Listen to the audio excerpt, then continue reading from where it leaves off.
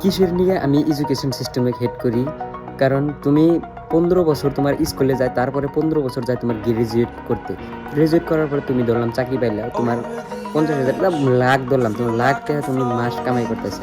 তো তুমি বছরে কামাই করবা ১২,০০,০০০ টাকা। তুমি ৩০ বছর চাকরি করবা, ৬০ বছর তোমার রিটায়ারমেন্ট।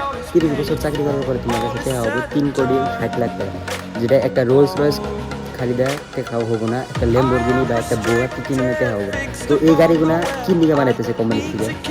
যারা চাকরি করে তাগো নিকে না, যারা বিজনেস করে তাগো নিকে। তো এমনের যদি স্বপ্ন রাখো, এই ল্যাম্বরগিনি, বুগাটি, রোলস রয়েস এমনি কেনার যদি তোমার স্বপ্ন থাকে, তাহলে তুমি এডুকেশন সিস্টেমের পিছনে দৌড় পেলে জীবনে এমনি কিনা হবে না।